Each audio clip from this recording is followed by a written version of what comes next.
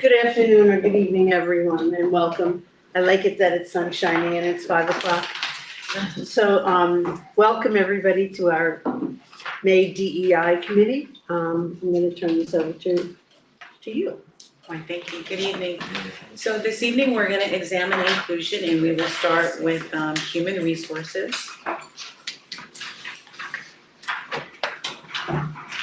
And they will provide a presentation on how we are supporting staff to understand welcoming and affirming environments. So thank you, Dr. Freeman Mack, and thank you, Madam President, Mr. Vice President, and the committee. So just before we start, we just want to share with the committee that you'll see the title there that says Rethinking CSEA Supports.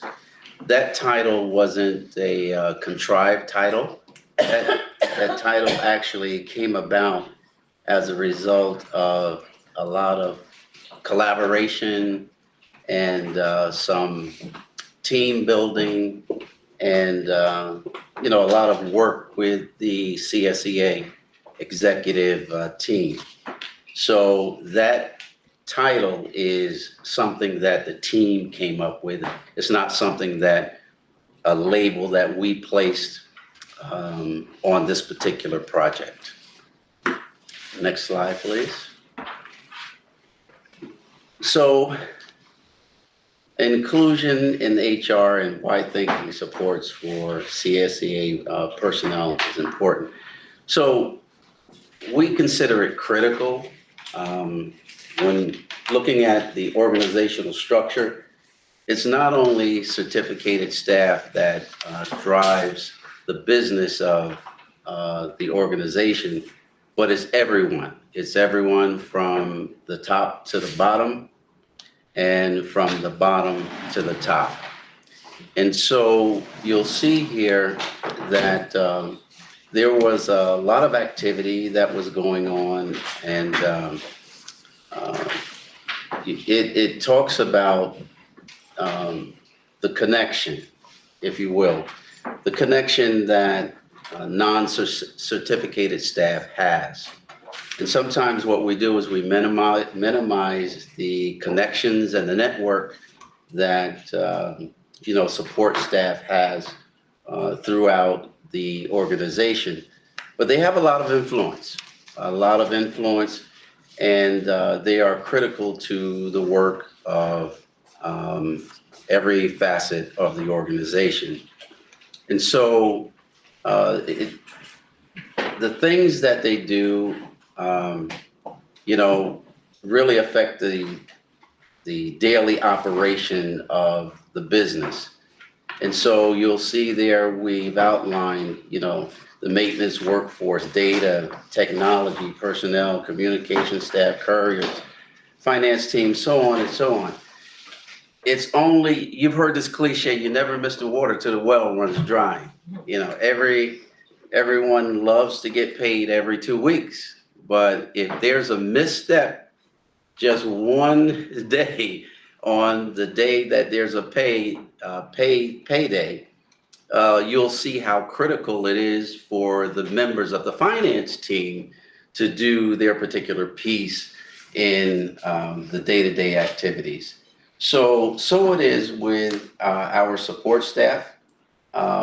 We believe that they are critical, again, to the work, and I wanted to highlight that because if the buildings are not clean, teachers can't teach, students can't work in a safe environment or learn in a safe environment.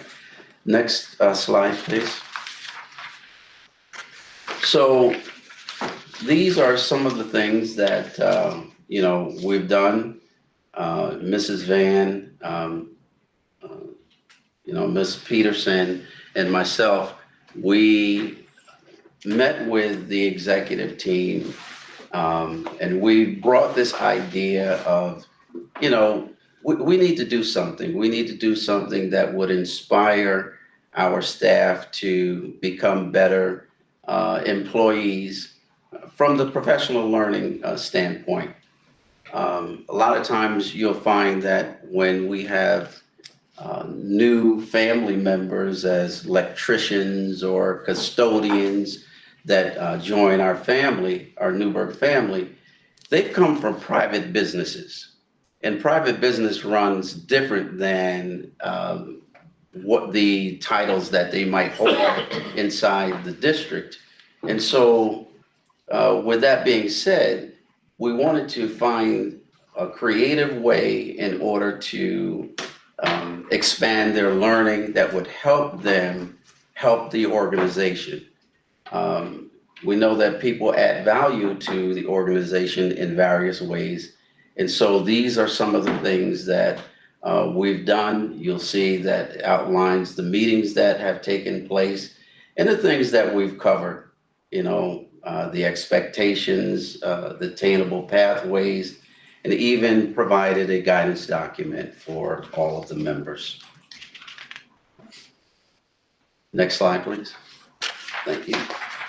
So as we continued in the 22-23 school year, we included the Newburgh Free Library on the executive planning team, or we suggested it and allowed that to happen.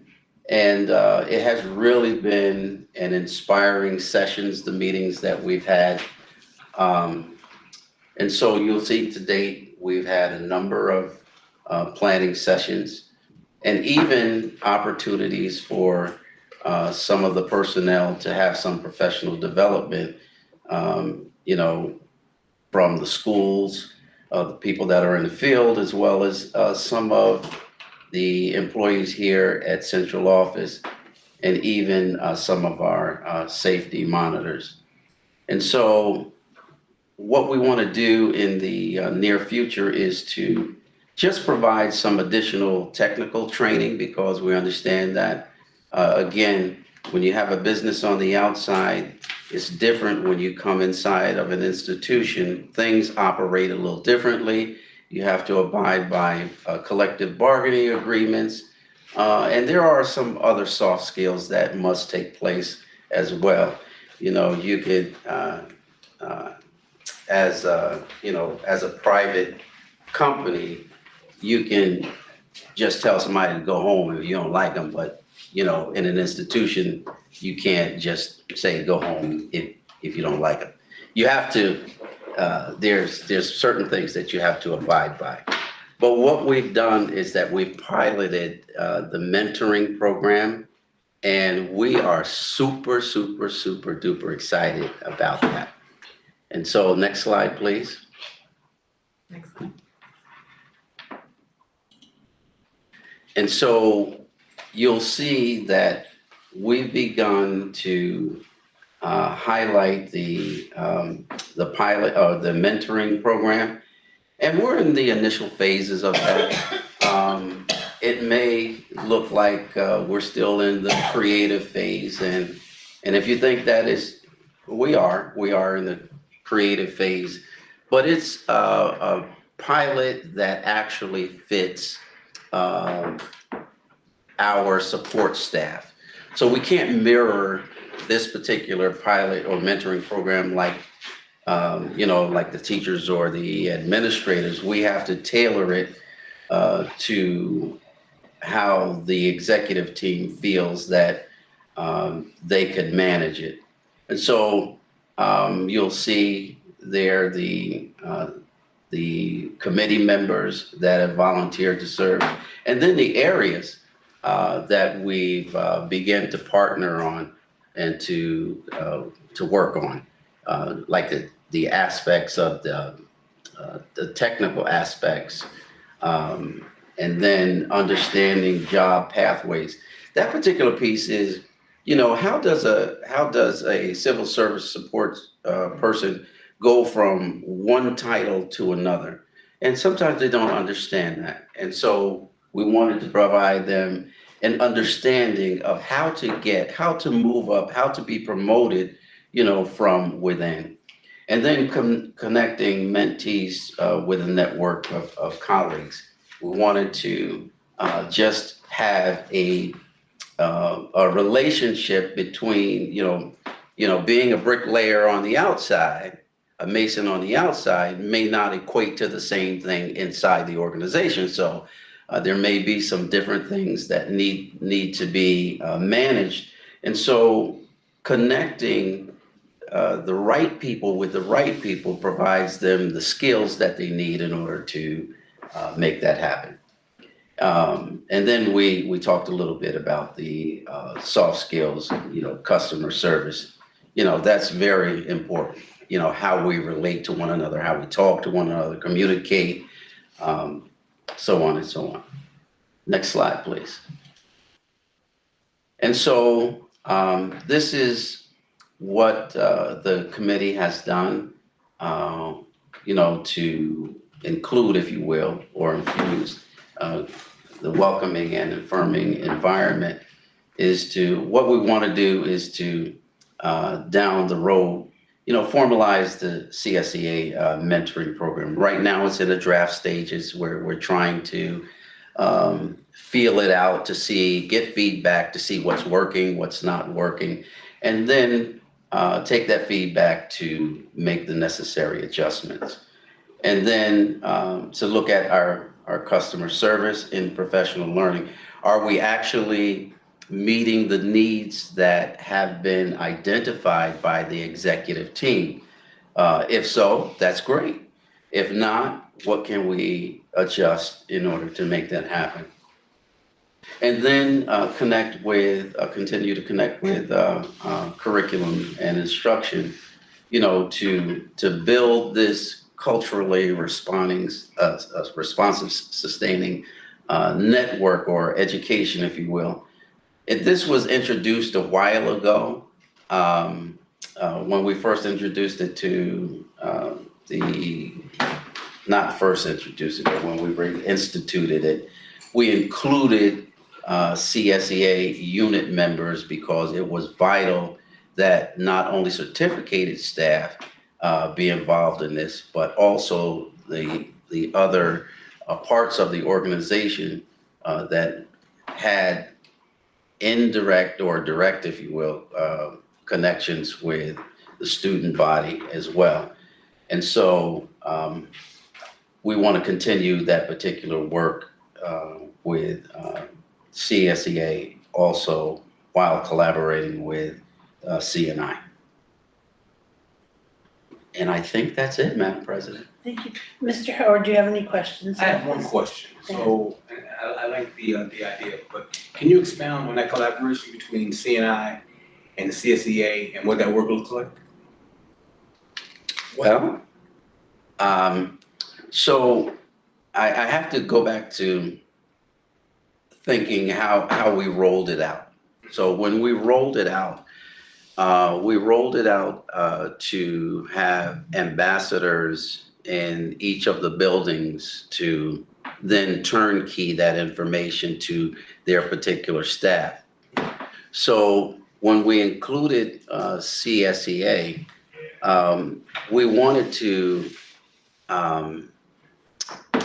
to have this particular work at a managing level where they would be able to understand. It's almost like, if I talk to you about Moses and, Jeremiah in the Bible, that's not really going to relate to you unless I take that and then I apply it to real life. So what we've done was we took the culturally responsive work, what it was about, and we put it at a managing level where CSEA could understand it, be able to talk about it, give us feedback on what they felt, how they are a part of it, what could they do in order to help promote this work within the buildings or the grounds wherever they work. And so that was the piece that we were trying to fold in to allow them to be an integral part of the culturally responsive work. Okay, follow up to that, you said something very important, you said, use the word turnkey, which I think is very important. But have we been able to have checkpoints in regards to how that turnkey turned out? If it was effective, has it had impact, and do they understand what was being taught? Good question. So I think we may have turned left, right, or I don't know. We might be in a cul-de-sac right now. But once the work shifted to C&I, that part we didn't follow up on that particular work that we started with CSEA that we need to follow up on. Okay, thank you for your answer. Mr. Mackmore, Mrs. Van, I think this was a very powerful presentation. I really like the mentoring program of the pilot, and I'd really like to see it grow, because I think that one-on-one is gonna help us keep people, and most of these people are people that live in our community Yes. that are our CSCA members. They live here, they work for us, and I think that we just make them better. And I think you're absolutely right. A lot of times they don't get that career ladder within the CSCA to be able to go from a building clerk to a principal typist to whatever. So I think that's really important also, so thank you very much. I'm gonna turn this, wait, we have a question here, I just and then wanted I'll to get to you. add to what Mr. McLemore said in terms of some of the turnkey. There are some areas where we are kind of in a cul-de-sac where we're trying to figure that out with CACA leadership. Some of the trainings that we have done this year in professional development, we have been able to receive feedback on certain clerical training. And we're trying to collaborate with CNI around development time. So especially for clerks and different things that are in the unit, how can we get them released to do that training? How can we make sure? There's certain areas where the unit is even, in our last session was about 2 weeks ago, where they said that we have to rethink some of this. So we're really trying to elicit their voice in what we're creating. And they've actually told us some roadblocks that they really need to, as a unit, iron out before we go forward and propose something further. Thank you, Ms. Peterson. Madam President, may I say one? Sure, and then I'll go to Ms. Moriarty, Oh, no. because. No, but you had your hand up. Go ahead. So I just wanted to share the fact that this story wasn't meant to tell the narrative that we're already providing the PD for the affirming communities, the welcoming communities. What we've done is created the opportunities, the space and the time for that learning to take place, so we can take it to the next level. Thank you. Ms. Moriarty. And pretty much I was gonna reiterate what Ms. Peterson and Ms. Van just said. I think it's about the professional development opportunities, identifying who are the turnkey stakeholders and how do we, because it's not just been with our offices, but also with Dr. Mack's offices and Ms. Peterson's offices as well. So, and exceptional. Yes.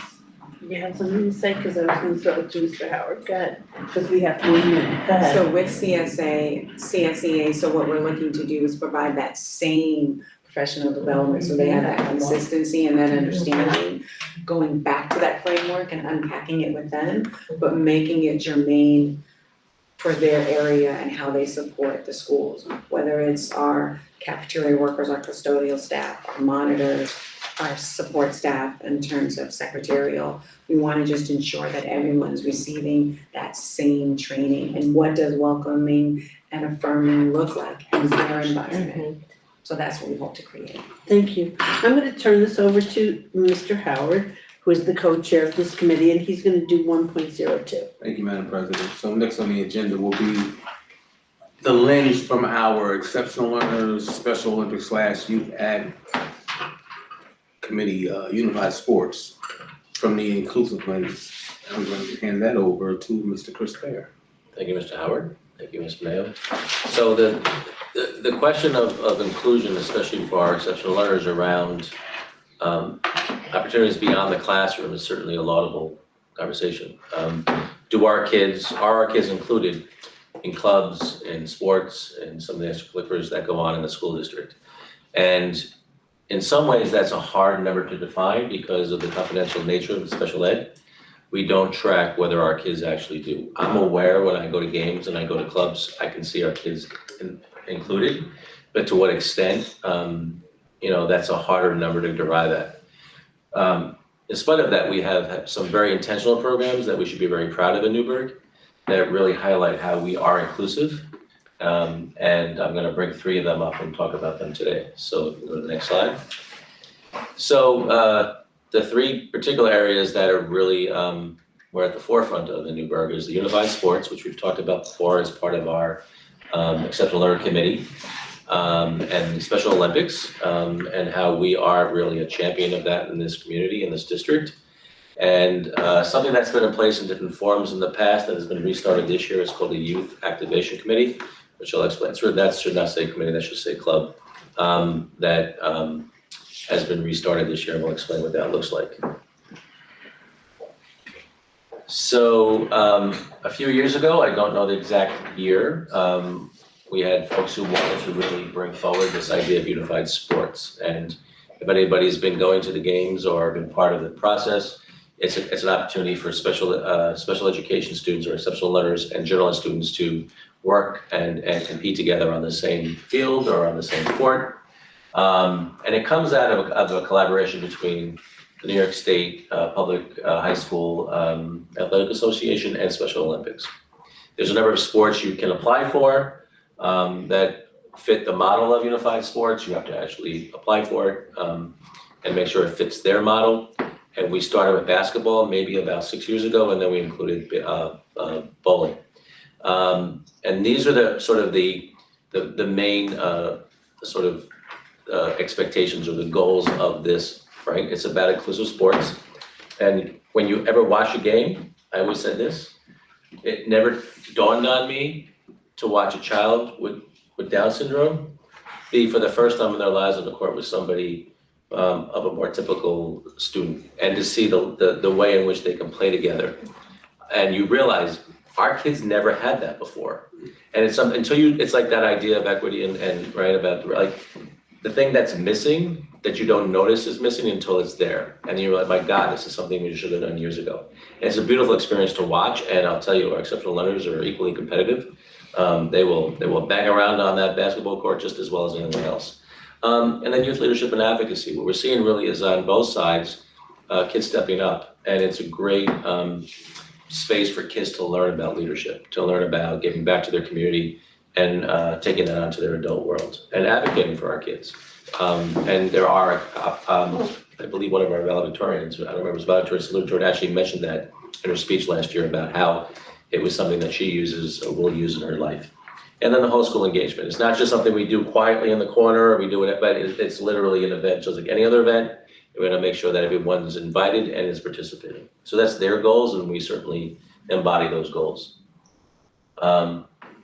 So again, you can see that's unified basketball and unified bowling are the 2. I will put a little plug in. I was asked to put a plug in that tomorrow night is the game, and it's 4:30. I didn't put that in there. It will be at NFA Maine. They're playing my previous district, Arlington, and I think we beat their butts every time.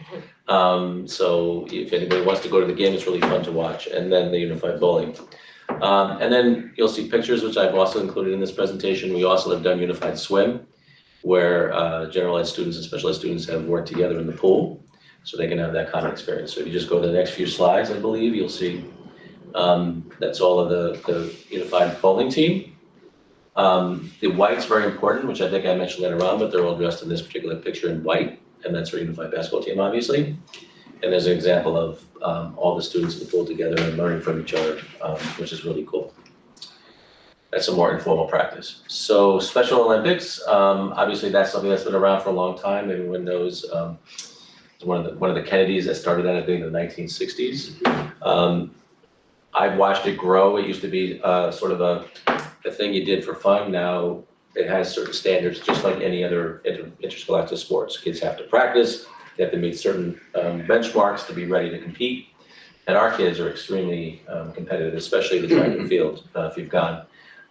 So we really are heavily involved in Special Olympics. We've sponsored the last 2 Special Olympics. And we have two primary teams. One is bowling and track and field. And then we just recently had the athletic competition in April of 2023. And there's corresponding pictures to that. You can see our kids winning, that's the basketball again. But you can see our kids winning medals on the stand. And then Youth Activation Club, I spent time talking to Ms. Baines about this. She is the primary lead on this. It's been in place in different forms over the years, and again, we've kind of re-energized it this year. So it's been formalized by the board, I believe, recently, but it's been in place sort of informally for a period of time. And it really is to provide experiences where both disabled and non-disabled students socialize.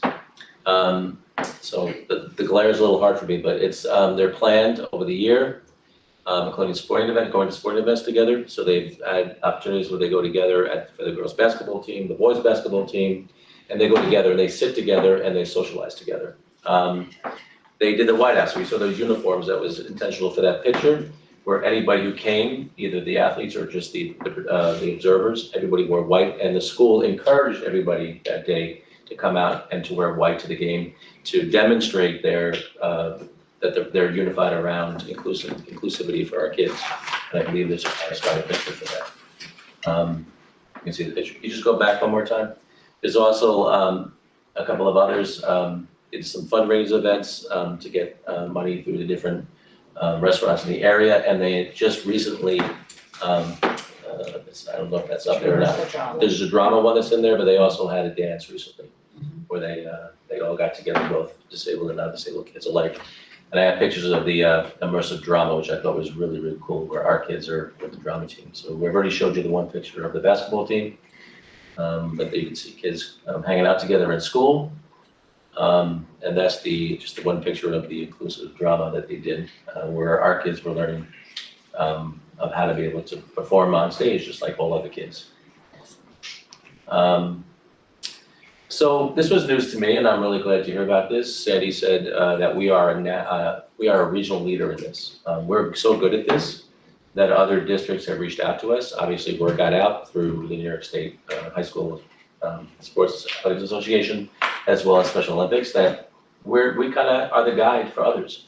So we actually sponsored a summit here on February 14th, where we brought districts from obviously from Orange County, and both our kids got up and spoke and talked about their experience and talked about how it worked, so that way other districts can learn from us. And I believe there's a picture that's associated with that as well, that shows how that worked out. And I don't know if the last one says, I apologize. I just wanted to thank those. So these are the folks who are kind of leading this work. Ms. Baines, Ms. Bowen, and Ms. Kane are teachers, and Ms. Bender. And then the rest are teaching assistants and aides in our district who all have agreed to be part of these great experiences, so. Thank you, Mr. Barry. Madam President, any questions, comments? Yeah, I do. I think this is a great, three great programs for kids, and it really does pinpoint inclusion, in a way that we need to think about. I still have a problem with the Yak name, but I'm sure that once it gets rolling, I think We agree on it. I think that, maybe the kids will find a different name. We used to call it buddies, but that may be a little too cute. One of the things also to think about is that this is primarily NFA Maine. Other students certainly on the NFA campuses can participate. This needs to be pushed down into the earlier grades, so kids learn this and have the opportunities when they're young. Because that's where you want them to recognize, right? So when they get older, they're already having these relationships. You're not trying to start them at adolescence, but sometimes it's the hardest time for kids to bridge those gaps. So we should really talk about how we can push this down to the earlier grades. Okay, and one question I have for you, Chris. So, and I think it's an incredible program. I love what it does. I love what it promotes. Some of the kids that have been involved in this programs have worked with the kids as 10th graders, 11th graders, 12th graders. And some of them went locally to colleges, Orange County Community College, Mount St. Mary's College. And they still wanted to work with our kids because they have a love for the program. And I had a conversation with the athletic director. One of the problems was we talked about a conversation of perhaps finding a way, because now you have to have the certification if you're not in school to work with the kids. Was there any conversation around us trying to absorb the cost of college kids that have go-backs, that have gone to college locally, so that they can still come back and work with our kids, absorbing that cost of the certification? In what capacity are you thinking? What was sort of the idea of that? Coaching. Like the coaching and the assisting with the basketball program, like I know one of our former go-backs was working with the kids at the 10th, 11th, 12th grade, and he was at the, a local school recently, and he wanted to come and continue working with the kids when the program started. And he said that he was told that he could no longer do that, because there was certification, there was rules that were in play that they have to be certified, they have to have certification if they're out of the school, no longer in high school, and they went on to the next level. So if we could just look into that, I'd really appreciate it, that going forward. I'm going to hand this over to Madam President for 1.3. Thank you. I'm going to introduce, how inclusive are our library collections? Ms. Moriarty and Dr. Farrell. Thank you, Madam President. So we have been working really diligently with our librarians, with our principals, with our teachers, and the directors, really looking into our school libraries and our classroom libraries to answer that question. What we're finding is that we are increasing access to culturally and linguistically responsive text. I think it was 2 committee meetings ago, I did share some hard copies of what some of those books are.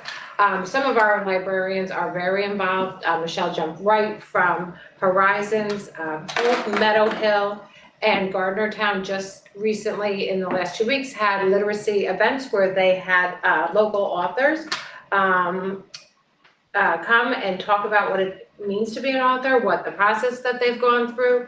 And the books that they shared with the students were relatable to our community.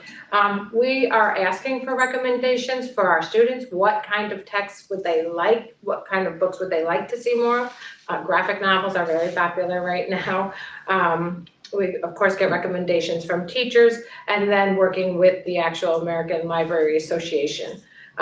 Students, it's important that they have access to the books so they can access not only hard copies in their classroom, they have access to our bookshelves and through Sora, which is a virtual option for them to access the books through the library. Can we go to the next slide? Sure. Oh, sorry, yep. Thank you. And the picture there represents a set of books that would come from an art classroom library.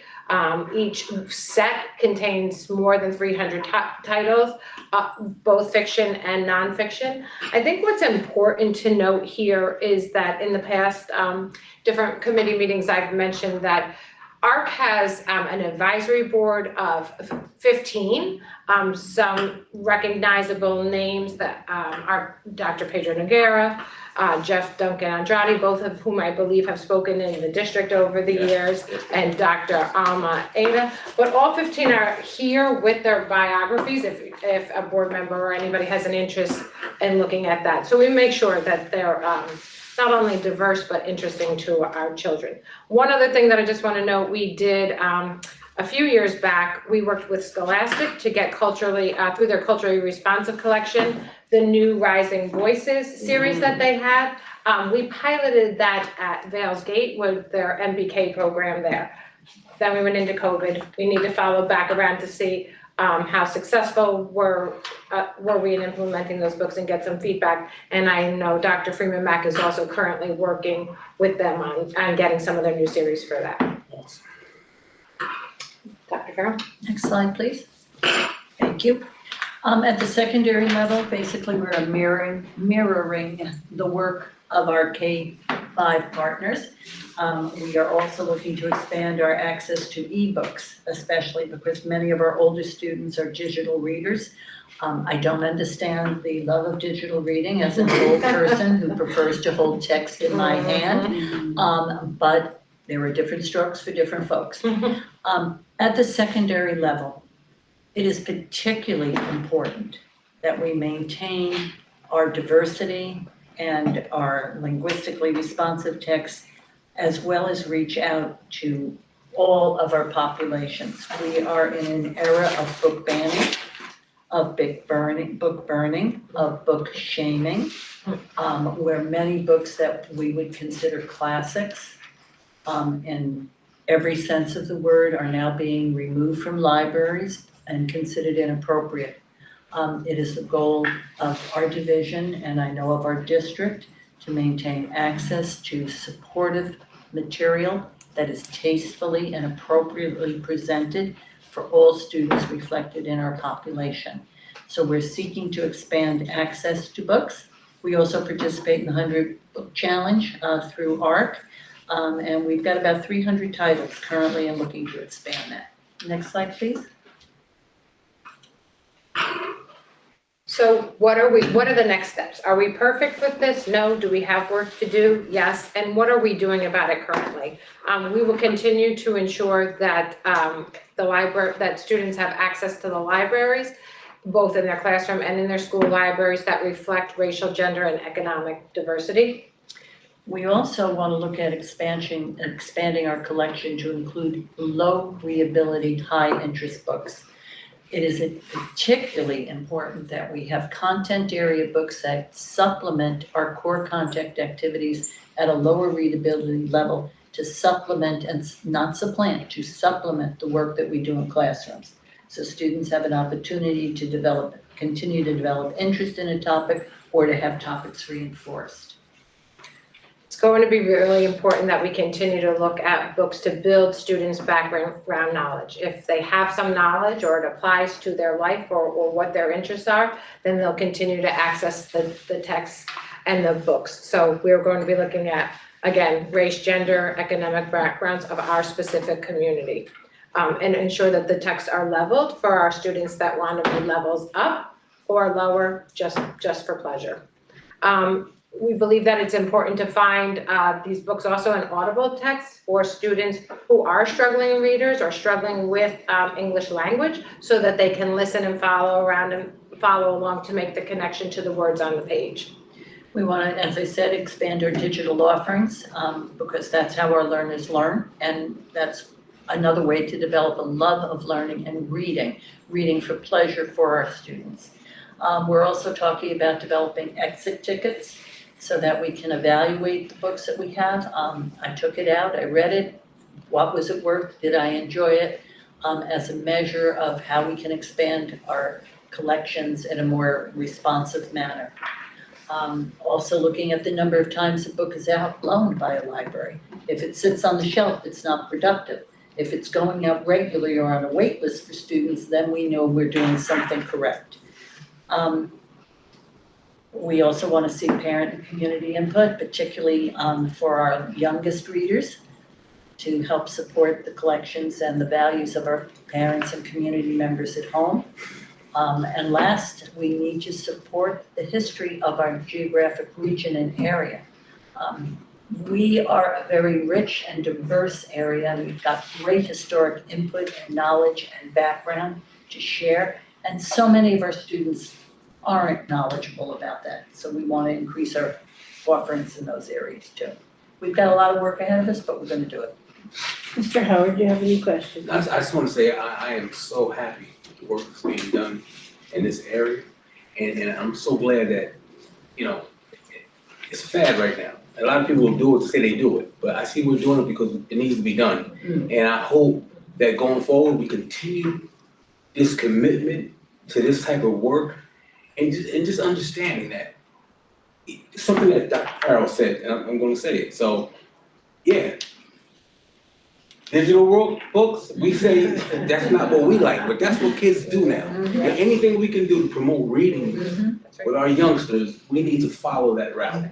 And understand the importance of kids reading, because when you learn to read, you read to learn. And when you read to learn, the world is open up to you. And our kids need to be able to see themselves. Correct.